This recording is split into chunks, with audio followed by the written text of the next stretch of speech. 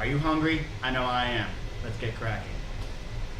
What's up, guys? My name is Jacob. Welcome back to Conscious Cooking, or if this is your first time, make sure to hit that subscribe button down below so that you will always be up to date when a new video comes out. But today we are making tuna.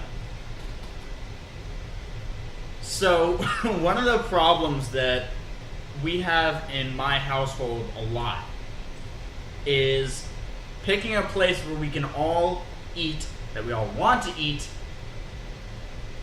that we all can eat. Because, let's go down the list. My mom is vegetarian. She also does not eat gluten or dairy. My dad keeps kosher. I have Crohn's disease. Not a lot of overlap there. Really not much that we can do in terms of a place where we all know that we can eat, should eat, will eat, and want to eat. So we're kind of faced with a dilemma. But one of the things that all of us like is tuna. We all like tuna. We all like fish. That's something that we all can and will eat. So that's something that you're going to see me cooking pretty often on this channel, because it's one of the things that I know how to cook because I cook it a lot myself. And today we're going to be going with tuna. Tuna is so good for you. High protein content, relatively low fat content. It's known as brain food. Apparently it's very good for your brain. I don't know all the science behind it, but I eat tuna at least once a week. I eat salmon at least once a week. I eat tilapia at least once a week. I eat chicken at least once a week. I'm a big fan of lean proteins because when you have Crohn's disease, you can't have really fatty foods. In general, you really shouldn't eat very fatty foods unless it's the good type of fat like peanut butter, avocado. I wish I liked avocado. I really do. It's really good for you. I don't like it. Nothing I can do about it. I just don't like it. I could probably devise some way to get it into the food that I eat, but I just don't like it. I just don't. There's nothing I can do about it. But all in all, tuna is like a staple in my house, along with things like salmon and tilapia. My mom doesn't eat chicken, so that's not as much of a staple, but fish is a staple in our house, and it should be a staple in yours too. It's not super expensive if you get it from the right place. It should be sustainably sourced, i.e. it should either be wild caught or it should be from a sustainable farm raising place. Or it should be a sustainable farm raising fish like trout and tilapia. Those are great for farm raising. Same with catfish. Or catfish isn't kosher, so I can't have it in the house. Even though I live in Louisiana, and it would be probably the cheapest, best place to live if you want a lot of catfish. That's a story for another day. But salmon, wild caught, tuna, wild caught, swordfish, wild caught. Again, I don't believe swordfish is kosher. I don't really have it in the house that often, but the big three for my house is tuna, tilapia, and salmon. Those are the big three, because my mom doesn't really like trout, and my dad doesn't really like snapper. I believe I'm saying that I'm correct there. Back when we lived in Florida, grouper was big on the list for our house because I really like grouper. And in Florida, there's just so much. It's a really slow-moving fish, so it's actually decent for farm raised. But in the wild, they grow up to like 800 pounds or something like that. Obviously, we weren't getting those. We were getting, the small 20-pound ones or fillets from those. But tuna is really big in our house. I wanted sushi the other night. And I could have gone and gotten sushi. The problem is there's not really that many great sushi places around where I live, because here in the South, it's a lot of, fried foods. They're much less on aesthetics and much more on flavor. So you're not going to see a lot of like high brow Japanese cuisine where you can get really nice sushi. There are places like that, but they're at least like 30 minutes from my house. I was hungry. I just wanted food now. So I grabbed a tuna steak, seared it 4 sides, sliced it thin, and then for a side salad, I just cut some veggies, and I just cut them really thin. Fruits and veggies. I just cut them really thin, and I just tossed them in like a soy and sesame vinaigrette type of thing, and it turned out really well. So that's what we're going to be doing today. It is tuna sashimi night, and I will see you all in just a minute. Okay, folks, the first thing that I want to do is I want to make the dressing that is going to be going with the side salad, I guess you can call it, for the sashimi. So I'm going to get down here. Now, for this salad, I actually want to go with a total of 6 ounces. That's all I really want.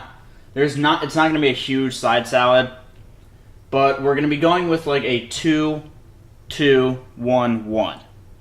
So we want 2 ounces of soy sauce, 1 ounce of sesame oil, 2 ounces of rice wine vinegar, and 1 ounce of honey. Because honey is very strong, so is the toasted sesame seed oil. The other two are not nearly as strong, so first thing that I'm going to do is add in our 1 ounce of honey. That's going to be that right there. We don't need any more than that. Next, I'm going to add our 1 ounce of sesame oil, which is, it's okay for cooking. It's a lot better for not cooking. I'm going to add our 2 ounces of rice wine vinegar. 1, 2. And then I'm going to add our 2 ounces of soy sauce. Then, after I'm able to screw this cap back on, which took way longer than it should have, we're going to whisk all of this together. And as you can also see, it kind of levels itself out, which is really cool. Only the vinegar and the soy sauce are really, the same viscosity. The sesame seed oil is all the way on top. The honey is all the way on the bottom. And the rice wine vinegar and the soy sauce is kind of mixed into the middle. So what we're going to do is we're going to, just so that it doesn't spill, I'm going to raise this up more so that we can pour it out more easily. I'm going to change the camera angle, and we're going to get to whisking this all together as I explain our plan. Okay, so you want to be careful pouring this in because you're going to need a really big bowl, so I'm actually going to tilt the bowl over a little bit to make sure nothing spills. Now, everything's going to come out nice and easily, except the honey. The honey is going to stick to the bottom, so just use your whisk and just scrape it off. That's all you really got to do. Scrape all that goodness off there. Put that off to the side. We're going to whisk all of this together. Now, I know this doesn't look like a lot of dressing, and it's really not. However, what you have to remember is that there's going to be a lot of veggies going into this. So what we're actually going to do is after we whisk all of this together, we're going to taste it first of all, and then we're just going to set it off to the side.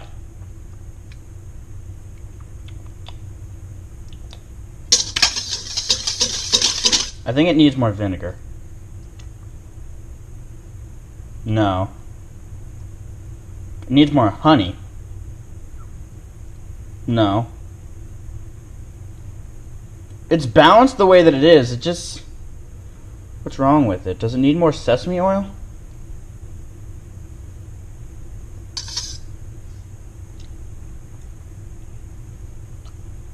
No. It's fine the way that it is.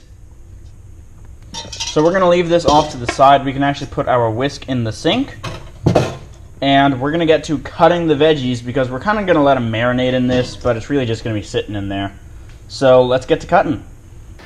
Okay, first and foremost, I apologize for the rain.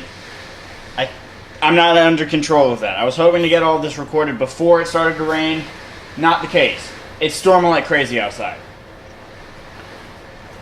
To the salad. Now, for this salad, my idea is for everything to be in long strips. Or as long strips as possible. So, for these green bell peppers, I'm kind of just going to flatten them out and just cut them into thin strips. That's all I really want to do. I should put the camera on the other side for this, but I kind of can't. I kind of can't because I'm... Okay, now you guys can see. I forgot that I'm right-handed. So we're just going to cut this into long strips, like I said. And once you finish cutting each half into long strips, just toss it into the marinade / dressing. So strips into the dressing, into the dressing, into the dressing. Second side. Flatten it out. Start cutting. Now, you don't need them to be super uniform. You don't need them to be super thin. Just, you know, easily consumed. You don't want big old chunks. Curse you, Mother Nature! Ruining my shoot! So we finished with those. The next thing we're going to do is the onions. Now, these you really want to take your time with and make sure that the slices are really thin. Because if you're not, the onion will overpower everything else in there when you get a bite of it. Now, keep in mind, we are using sweet Vidalia onions. And you don't have to use Vidalia onions specifically, but use a sweet onion. Don't use a strong onion, because you really want this to kind of... You want it to be able to get along with everything else. You don't want it to completely overpower everything else. And we're just going to do the same thing with this side of the onion, just very thin slices. Keep your fingers out of the way. Hold it down. Why? Go away, Mr. Phone. Stop it. Go away.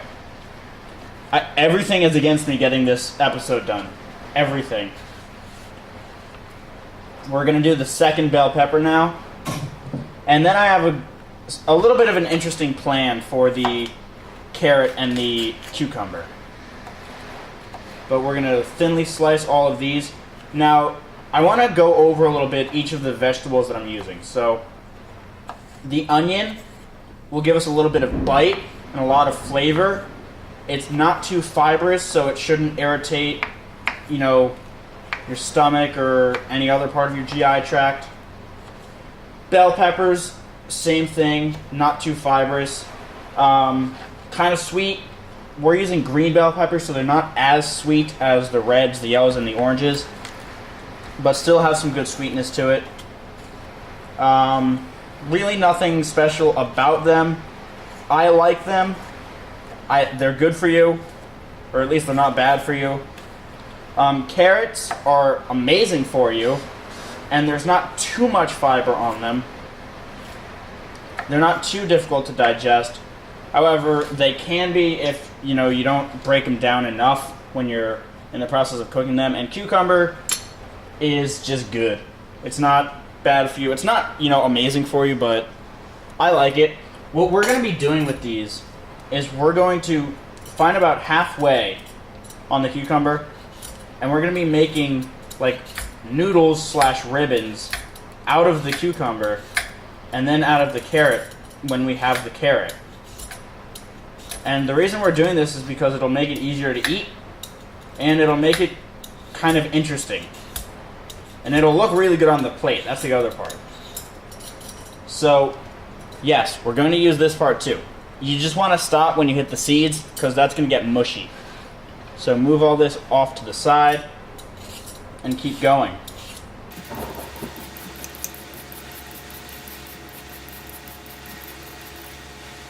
Alright, that's enough of this cucumber. We're going to throw all this in there. And we're going to toss that in just a second. I want to get everything in there before we do that. Flip this bad boy around. Start on the other side.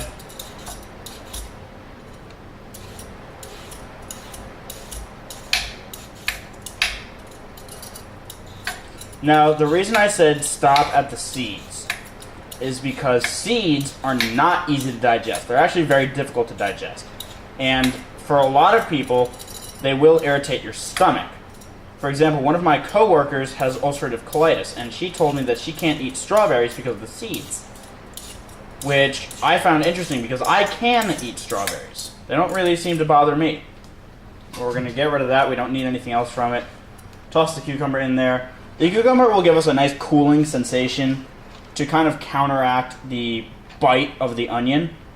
And we're going to do the same thing with the carrot. Stop when you get to the core, right there. It's just not, it's not fun. And you'll know because the carrot actually changes color at the core, which I will show you when we get there. It'll also be, really thin. See that little dottage right there that gets kind of dark? That's the core. So you don't want to peel away at that.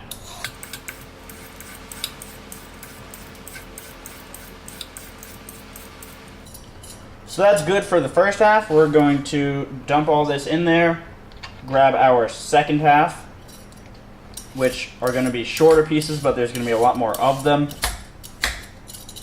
Get off. This carrot's out to get me. Everything is against me. Normally when I cook, things go right. Not this week. This week, it's raining. Last week, one of my dogs knocked over my camera in the middle of when I was shooting. So that was fun. Yeah. Well, not last week, last episode. So I had to reshoot a part of it, which is why things got kind of wonky for that episode. So we're done with the prep for the salad. I'm going to put my cutting board over here.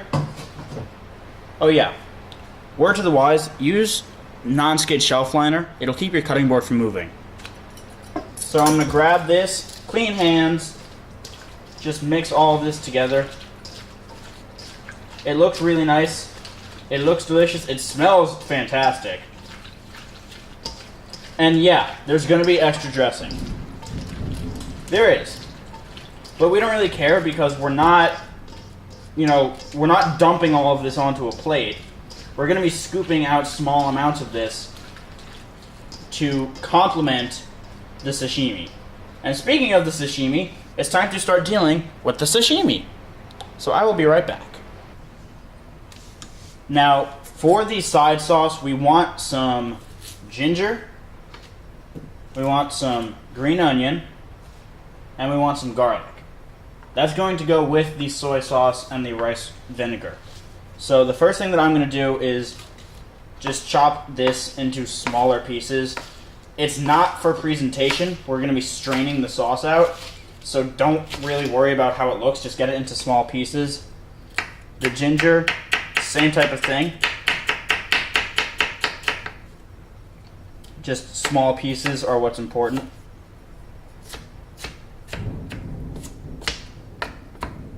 And as for the garlic, just cut each piece in half, and that'll be enough for what we're doing. Because all we're basically going to end up doing is bringing this to a boil, and then just taking it off the boil. We just want it to bring to a boil so that we can start getting all the flavors melded together. So I'm going to dump this into a pot with 1 cup of soy sauce and half a cup of rice wine vinegar. Bring it to a boil, take it off the boil, and just let it cool. Okay, folks, it's time for the star of the show, the tuna. Well, the tuna part of the tuna sashimi. Now, this, we can't cook it like this. We have to break it down a little bit. So, we've kind of got like a triangle here, which is kind of unfortunate. Triangles aren't the best shape for breaking things down. So, what I'm actually going to do is cut it like this. So this piece has 4 sides, or well, 4, 1, 2, 3, 4. And this piece has 4 sides, 1, 2, 3, 4. That's just the important part for me. It'll obviously be more cooked here at this pointy end than at this fat end. There's not really anything we can do about that. Tuna doesn't come in perfectly square shapes, but we're going to salt and pepper this and then get to cooking it. Alright folks, cooking spray, high heat, wait, I don't know, 15 seconds. And then we're going to put the tuna in the pan, sear it for, I would say, like 30 seconds, turn it, and so on and so forth, just until all of the sides are nice and seared, and the pan is definitely hot enough.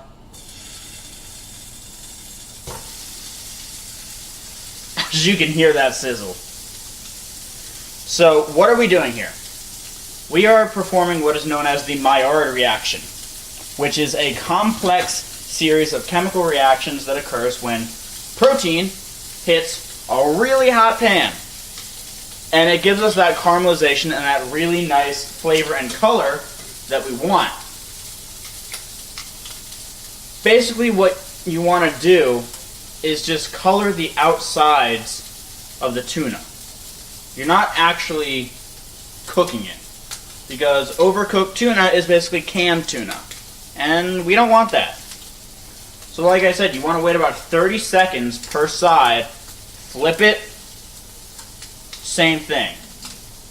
So it's going to be about 2 minutes of cooking, really fast actually when you think about it. Use a non-stick pan if you have it. It'll make your life a lot easier when it comes to cleanup time. But it's been about 30 seconds. I'm going to give both pieces a turn. As you can see, that really nice color. It looks beautiful. And we're going to wait 30 seconds and repeat the process.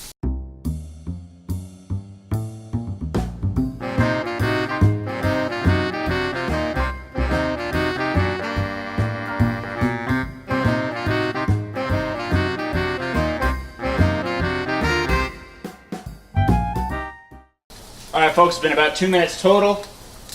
I have turned it a total of 3 times. As you can see, all of the sides are nice and caramelized, nice and golden brown, delicious. And as you can see, we have not overcooked it.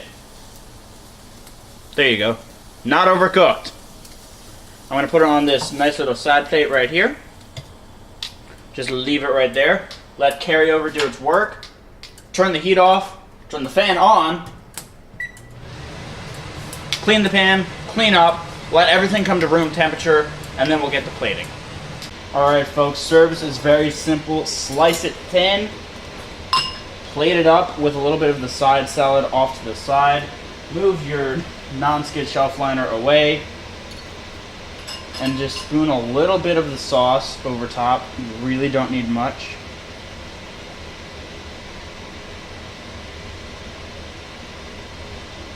And you're done. I want to thank you all so very much for watching. If you enjoyed, make sure to leave a like, comment, and subscribe down below. It's very much greatly appreciated. Share this video with your friends if you are excited for more conscious cooking. I will be back next Monday, as I have stated previously. But I'm actually going to go eat this. Thank you all once again for all of your support, and I will see you all next week. Bye-bye.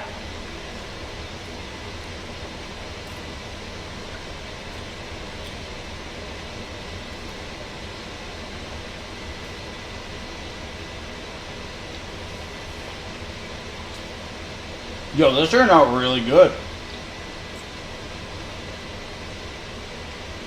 Yeah, especially when you put them together. No, you can't have any, sorry. Is this still recording?